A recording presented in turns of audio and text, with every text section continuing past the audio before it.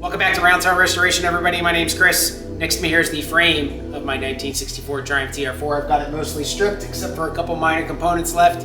Dirty, nasty job, some lessons learned and everything. So stick around, I'll show you how I got all this frame stripped down and got all this stuff on it so that we can get on to cleaning it all up, putting it all back on. Thanks for watching. Let's get it sorted.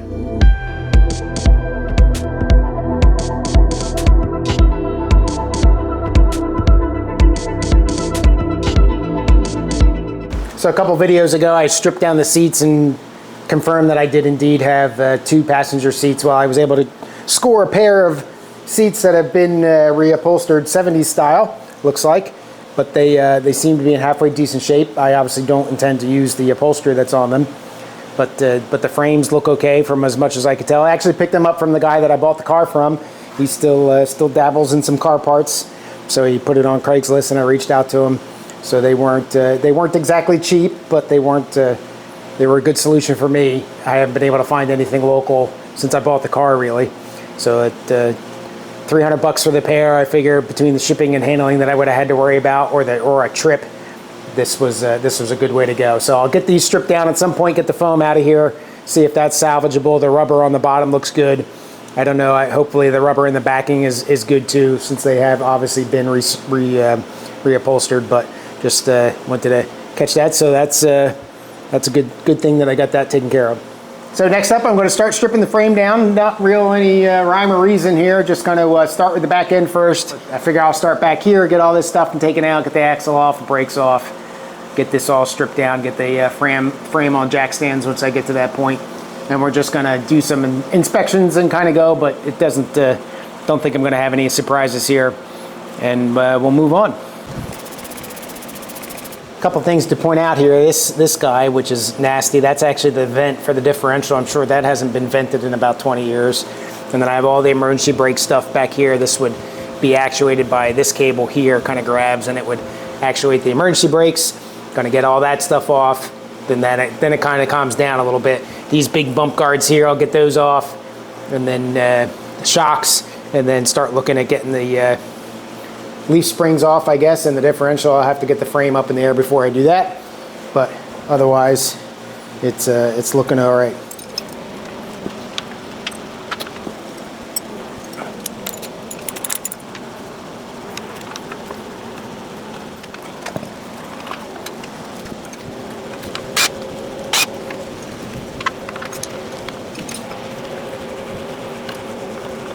So this is the emergency brake Fulcrum thinger back here. This is what I said you would pull on and tension up.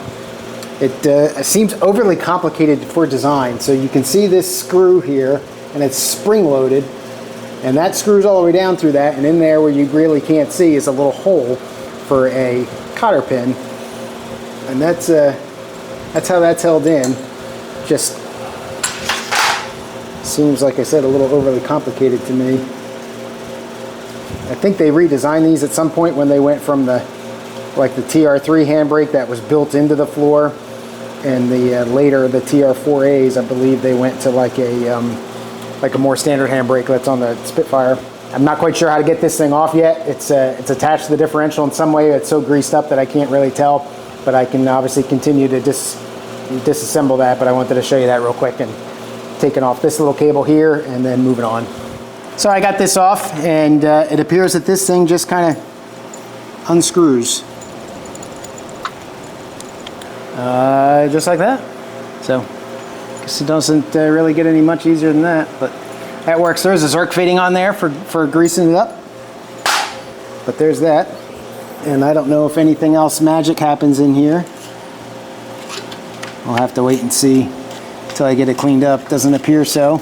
Looks like it's just a threaded hole there. Definitely is a mess. Protective anti-rust layer. This big heavy cable going back that goes up to the emergency brake up in the passenger compartment. So this has got right in the center of the frame there. Right there is kind of the cable, and that fits into this slot that's right there. And I think there's probably a pinch bolt in there that brings that slot together. That's how it was in a different spot. I don't remember exactly where, but there's no pinch bolt there, but I assume that's how it's supposed to be. So the parking brake stuff is off. I do have this little guy here on this side, but on the other one is giving me a hard time. So I've got heat and penetrating oil and all sorts of stuff going on with that. So now I think next I'll remove these bump stops here off of both sides, because that's just going to be cutting some lock wire there. And then probably the shocks next. And then I don't know if I'm going to get this differential on or off in this visit or not. I don't have very much time left, so we'll see. All right, and those bump stops won't come off until the differential is ready to lift off, so not worried about that for now, but I'll get them out of the way. All right, I think I said up next is the shock, so that just looks like this lever arm here going to this link connector. This lever arm doesn't come out of the shock, I learned that. And then you got 2 bolts, it looks like that's it. Holding the shock in itself, there might be something at the bottom that seems kind of light. But anyway, we'll do that real quick. And I don't think anything at all here is under spring tension except the springs themselves. So I'm not, and even those probably really aren't under that much tension. So I'm not too concerned.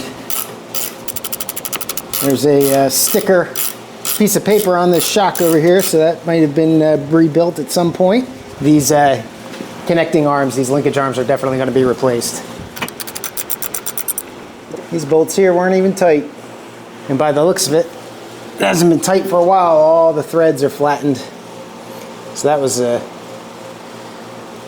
accident waiting to happen there.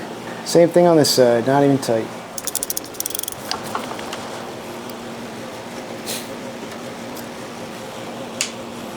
All right, well, unfortunately, this is going to be a little bit of a problem. The bolt is stationary and it's spinning around the rubber, so that'll be one where I need some penetrating fluid and some time. The holes on the shock look like they're a little bit rounded out from where the bolt was flopping around. That's not cool. I don't know if that matters or if I can do anything about that. All right, other one. Let's see if this one's loose. Nope, that one's good. How about this one?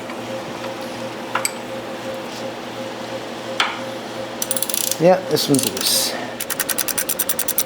This shock is closer to the frame on this side than it is on this side. So I wonder if that tells me that my frame is bent, which would be horrible. So I hope that's not the case. But I don't think I'm going to be able to get this shock out without getting the spring and the spring clamp and all that stuff off. And I think I'm to the point where I need the jack stands, because it looks like to take the differential off, it means the springs come off. When the springs come off, there's nothing supporting the frame back here, so the whole thing comes off.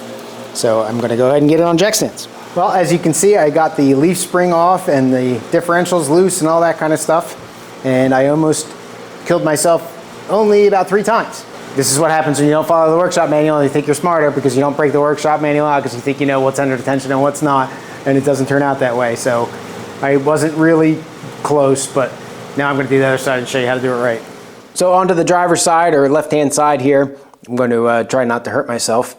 So this time you've got the shackle back here. There's 2 bolts, one holding it to the frame and one holding it to the leaf spring. And this shackle is, these are like a pressed fit knurled pin in here with a bolt. So I'm going to take that whole shackle out. And on the front, you just have a big bolt really, and then we'll support the weight of the spring with the jack and undo the U-bolts here, and then take kind of stuff apart, and hopefully it'll relax a little bit better than the last one did, where it almost took my head off. So that's what we're going to do.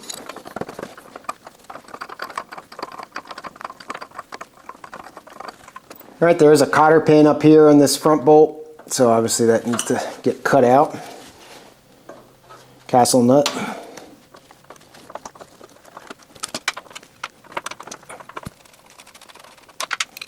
All right, so now I'll get the jack under here and support the weight of the leaf spring as good as you can.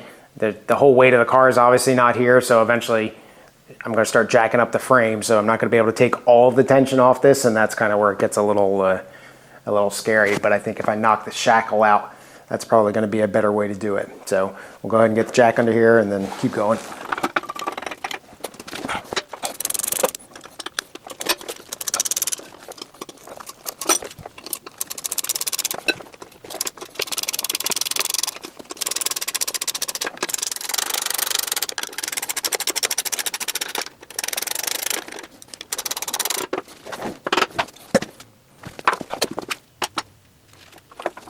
All right, so the tension's pretty much off the spring, and I should be okay now. Get that all loosened up and then lower it back down, because you don't want the spring tension to be pushing down on these U-bolts. It just makes it a little easier to take it off, I think. But it's pretty much released now. The block out of there. The plate's already gone. You saw that the differential kind of rolled there because there's nothing holding that guy in anymore. And the spring should be, like I said, relatively loose. So I'll go ahead and see if I can't knock it out here. Get on the other side of it, because if it does pop, I don't want it popping on me.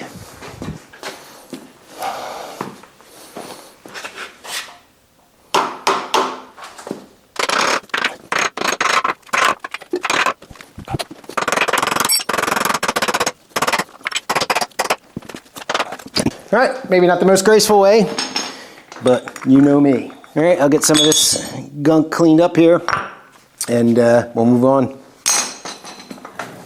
Move to the front of the frame here, and I'm essentially going to start at the front kind of and work my way back. Steering rack's going to come off first. I'm not going to disassemble any of it now, just removing it from the frame. But you got to break it at the A-arms here, or the control arm for the steering. So this is an 11/16. Just get this off and loosen her up.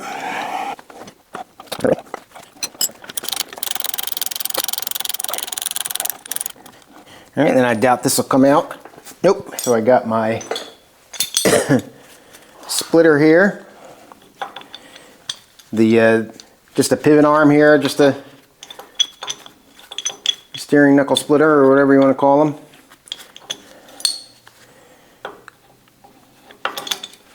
In between the tie rod end and the bolt of itself, and then the steering column. So you're just going to essentially tighten down on this guy here, and it just slowly spreads it open, and it's probably going to pop pretty good. Scares me every time.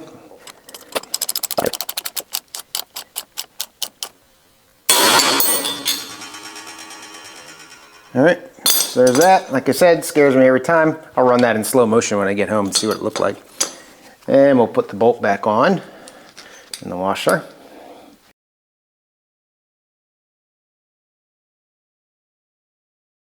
Those will be replaced. These tie rod ends most likely will be replaced. Maybe just the rubber boot. We'll see. It doesn't feel horrible in there. All right, and then the steering column itself is held on by just a couple bolts there. We'll go ahead and we'll get that out and set that aside, and then work our way to the top upper A-arms. Over here on the driver's side front suspension, if you look in the over here, you can see that the passenger side is already all gone. So taking the lessons learned from that and transferring them now over to the driver's side and show you what's up.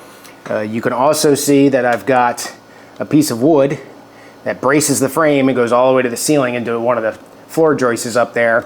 The problem, since there's no weight on the car, obviously, you have to compress the road spring to give you better access to the shock, to get the shock out, because the shock has to come out before the road spring comes out. So I wasn't able to do that on the other side until I came up with the idea to brace the frame like this. So this hopefully should allow me to lift up with a jack onto the hub over here and compress that out, so that way I don't have to worry about trying to finagle a wrench in there, and you know, it wasn't easy to get the shock out on the other side. And this will also make the road spring a little easier, I hope, too.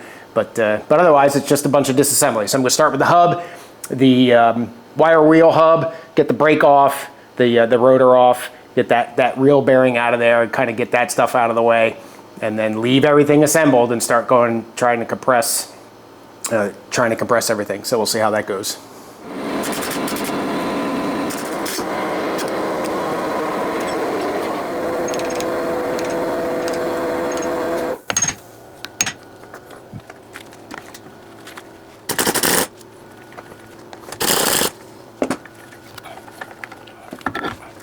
All right, so that came off relatively easily.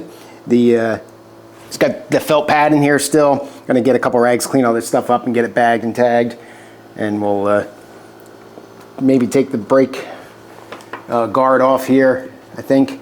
And maybe even this is the mount for the brake cylinder, or the caliper. and that's just those 4 bolts there. I might be able to get that off too, and then I'll be down a little bit more brass tacks and have better access to everything.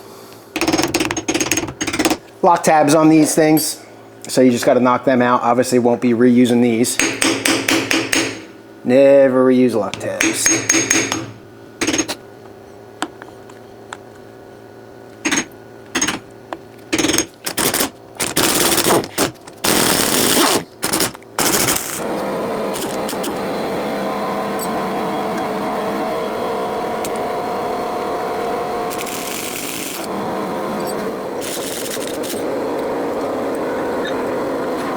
You know, obviously really, really nasty.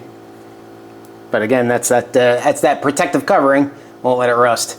So the one bolt came out a little bent, so hopefully that doesn't mean that I took a shot up here at some point. But let me get this kind of cleaned up and organized a little bit, and I'll come back. Obviously have the front disassembled here. So the shock, there's 4 bolts underneath here, and then it comes through and kind of captures up here as well with a bunch of bushings. So you got to compress it, the spring here, to raise it off. There's a rebound stop underneath, and you're supposed to unbolt that. That's bolted to the frame. That's a pretty heavy duty contraption under there. Just because of the angle and all that, I'm not going to really be able to show you this until after I take it off. But we'll that's what I didn't do on the other side, was compress this and lift it up, and it allows easier access to all that stuff. So I'm going to go ahead now, get that compressed. Hopefully my little contraption here works and doesn't come apart or go, break and stuff, and we'll go from there.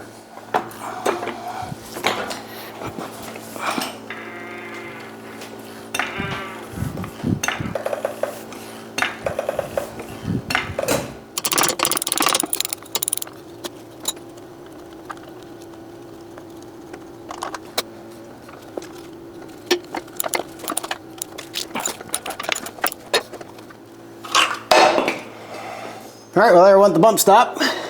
Grab it for you, I'll show you.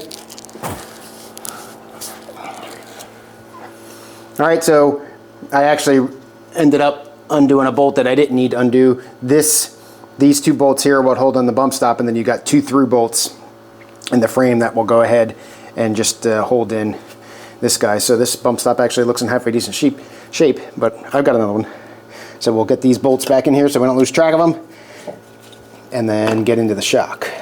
Now, if you really wanted to here, you could ease the tension on this. There's no reason to keep it under tension now.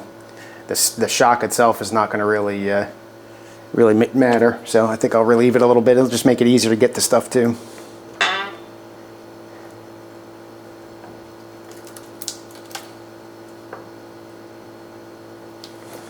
.9/16 under there, and then as with this, I'll show you what this looks like when I get it out.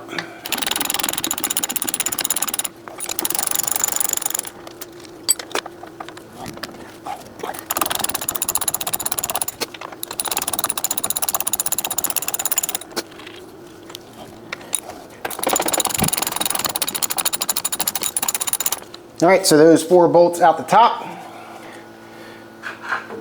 And then you got like a lock nut combination up here on the top that you got to loosen up. Those are 9/16.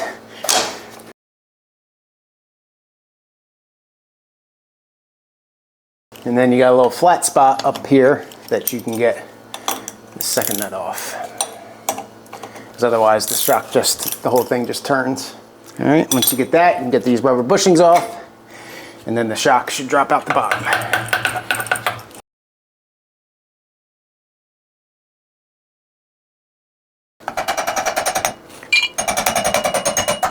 Should. So here's the plate from the bottom where those bolts were there. It's got a little ding there in it, and these are just studs under here. So take a little persuasion.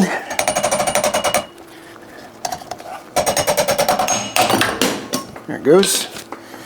All right, so there's the shock, made in India. So I'm going to be replacing these with something with higher quality than that. Spax maybe, or even Conies. All right, so now that shock's out. So now we got to compress the road spring. And my tool for that is not great, but it's functional. So the way the road spring is compressed is I'm going to go in from the bottom, stick a threaded rod up where the shock was, attach it at the very, very top up here through the shock hole, and then I have a metal plate that's in the bottom that's going to hit the studs where the shock mounted, and I'm just going to tighten that down. It's going to compress on the road spring. Now I could probably do it with a jack as well, but that's not how the workshop manual calls it, and it worked okay on the other side. And then you've got a bolt here. This bump stop is actually a threaded bolt, and there's a captive nut, a nylock nut on the back, and then here there's just a stud. Same thing on the other side. So as you tighten it up, you'll kind of see this whole thing rise up, and then you undo all of those bolts and loosen it out, and the whole thing's going to drop right down. And this plate right here, as opposed to these arms, that's what the spring is on here, and that will release itself as that tension comes off, and it should kind of drop away. So obviously, you know, it's a spring, it makes you a little nervous, but it's not too bad. It also recommends keeping this all assembled. The workshop manual, you don't take anything apart. I took everything apart on the other side, and I had to put it back together just to kind of help hold everything. So we'll go ahead and get that threaded rod set up, and then start tightening it down and starting compressed.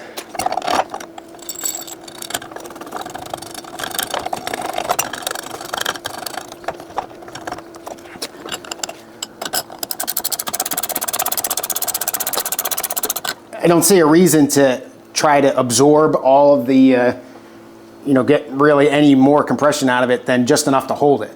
That's really all I'm trying to do, is so that as I loosen these bolts, the thing doesn't come flying apart and kill everybody. So I've got it compressed now enough, and I'll go ahead and I'll loosen all the bolts that I pointed out, including the rubber bumper here, and we'll get this unloosed. Unloosed, is that even a word? We'll get it loosened back up, and it should kind of sort of fall apart, so it's still a little nerve-wracking. Now when I did it on the other side, I left the front two bolts in just in case. Left them loose, but left them in so that in case this thing wanted to come apart on me or something failed, I still had those there. All right, for these back bolts here, these are just lock nuts on studs. So if the stud starts to come out on you, you might be kind of screwed a little bit, because it's a pretty tight tolerance between the frame and the clearance here. Pretty tight. The other thing is you can't loosen it all the way with your box end, because the box end gets stuck. So you have to start it with the box end and then move on to your open end. So there's that. So same thing other side here.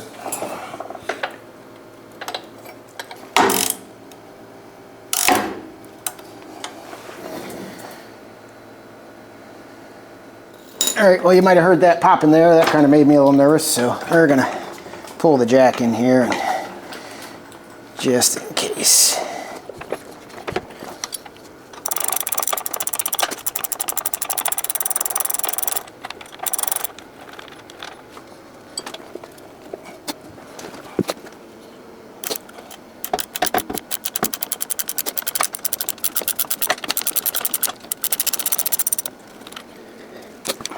All right, slowly let the pressure out of the jack.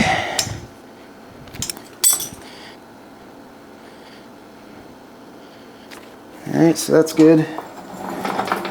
So now, the one thing you do want to watch out for is as you loosen this up, you're in control which end you're loosening. So I want to make sure that I'm not spinning the rod as I'm going down, and I want to keep these bolts at the bottom tight, because I don't want to lose, like I said, I don't want to lose control of what I'm tightening and what I'm loosening. Or at least all loosening in this case.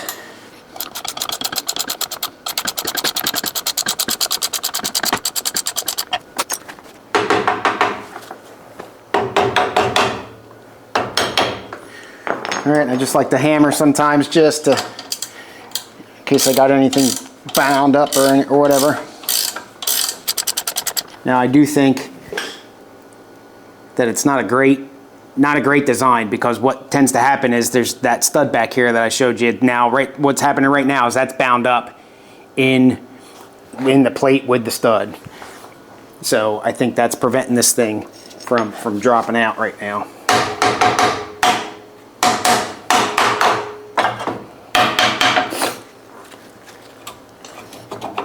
It seems pretty loose, actually. Maybe not too bad. All right, so I'm still watching the front move, tilt down, so I figure as long as it's tilting.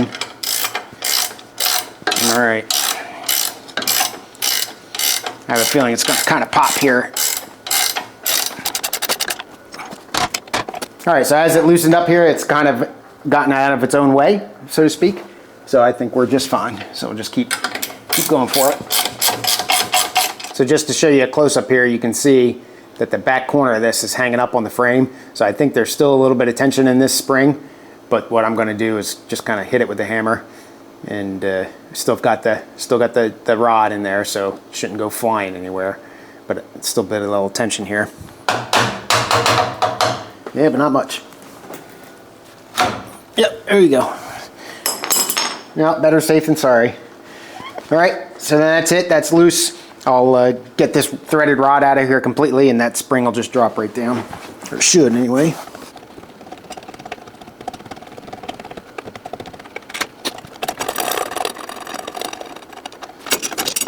Here's what that frame looks like. So this is the studs that the shock went into. So that just kind of sat there, and the spring sits in here with one of these rubber pads. Now the spring should drop out the top here. So, spring made in England, still got the sticker on it. These actually look to be in halfway decent shape, though the paint's coming off of them. And then up in here is another one of those pieces of rubber. Old and nasty, I'm sure. Yep, I can't get it out. All right, well, I'll worry about that later. So now, it's just straight up disassembly. We'll take the upper A-arm bolts out, lower A-arm bolts out, and then split the trunnion down here.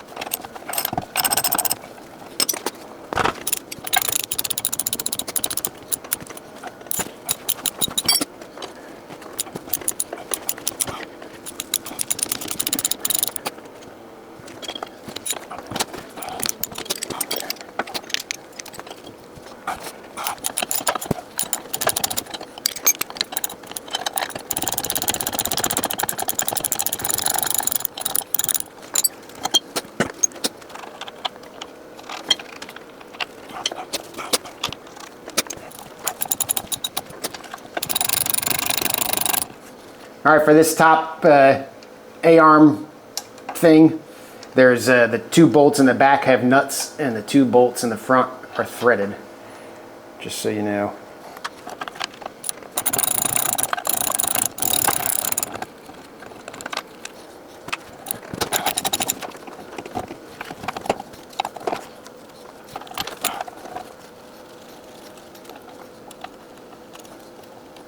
Next up, the trunnion.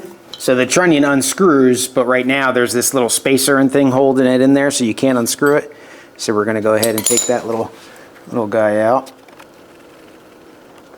All right, and you can see that little spacer comes out, a little brass spacer. Now I should be able to just unscrew this guy. All right, looking at the threaded portion here, it doesn't look bent or anything, so that's good. Put that spacer back on before I lose it.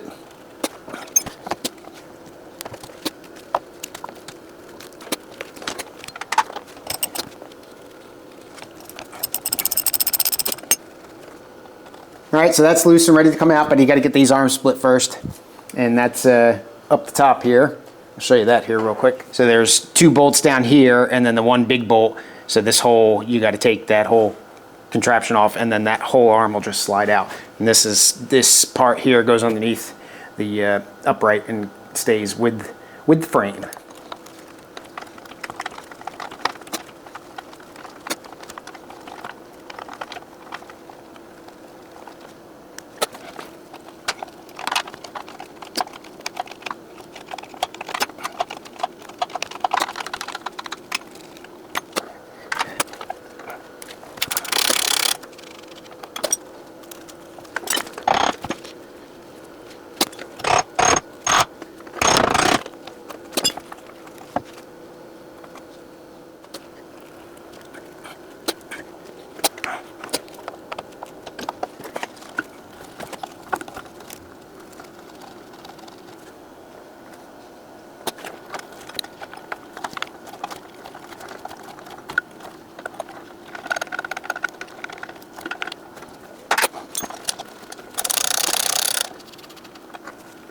All right.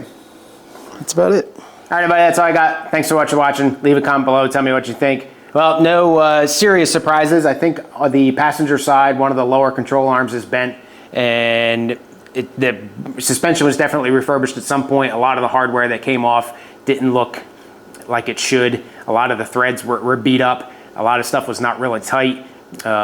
Places where you should have identical hardware stack ups, there was difference. Sometimes you had a flat washer, sometimes you had a lock washer. So just things telling me that some work was done. So I'll go over everything really well. Got to get it all cleaned up. It is gunked up, really bad, worse than the Spitfire was. But that's all, you know, future work. So I want to thank everybody for watching the channel. It's important to me. I just went over 4,500 subscribers not too long ago, so that's still gratifying, and still can't believe all you people want to watch some hack restore an old car, but there you go. So thanks again. Hope you enjoy the rest of your day. Cheers.